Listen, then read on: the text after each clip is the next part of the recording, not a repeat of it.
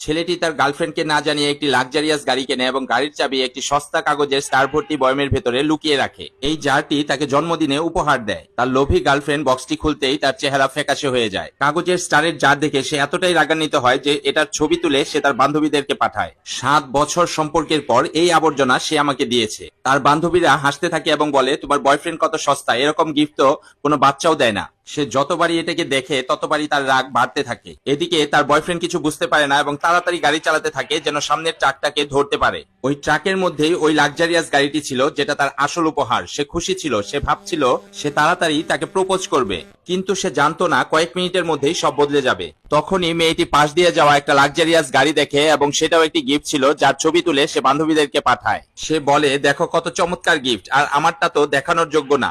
যখন তারা ডিনারের জন্য রেস্টুরেন্টে পৌঁছে তখন সে ইচ্ছা করে পেপার স্টারওয়ালা জারটি গাড়িতে রেখে যায় যাতে সে এই সস্তা গিফট থেকে মুক্তি পেতে পারে, কিন্তু ছেলেটি এটা নিয়ে এসে বলে, এটার কথা কিন্তু ভুলো না। মেয়েটি আরো রেগে যায় এবং তার বান্ধবীদেরকে বলে আজকে ওকে একটা উচিত শিক্ষা দিব। ছেলেটি কিছুই জানতো না এবং খুশি খুশি ব্যাংকুয়েট হলে চলে আসে। ছেলেটি এক পাশে এসে তার বন্ধুকে মেসেজ করে, তাড়াতাড়ি গাড়িটি বেসমেন্টে পার্ক কর আর রিংটি নিরাপদে রেখে দে, আজ আমি ওকে প্রপোজ করব।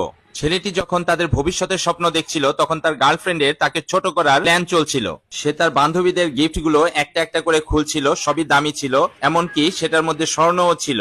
সব গিফটের প্রশংসা করার পর সে তার বয়ফ্রেন্ডের জারটি নিল। তার বান্ধবীরা হাসতে শুরু করলো, এই ভাঙ্গারি কে দিয়েছে, এটা কি কোনো বাচ্চাদের পার্টি? একজন বান্ধবী বলল, তোমার বয়ফ্রেন্ডের গিফট কোথায়? সে জারটি তার বান্ধবীকে দিল। সে বলল, এই গিফটটি তো অনেক সস্তা, সে কি তোমার কথা ভাবে? সে অন্যান্য গিফটের দাম বলল এবং বলল যে এরকম সস্তা জিনিস দেওয়ার সাহস তোমার কিভাবে হলো? ছেলেটি বলল, এতে সমস্যার কি আছে, এখানে 340টা স্টার আছে এবং প্রত্যেকটা আমি নিজে বানিয়েছি। মেয়েটি বলল, এটা তো অনলাইনে পাওয়া যায় আর $9 বিক্রি হয়, এটা কি তুমি ভালোবাসা বলছো? ছেলেটি বলল, এগুলো আমি 6 মাস ধরে আমার অবসর সময়ে বানিয়েছি, যেগুলো ও দেখেনি।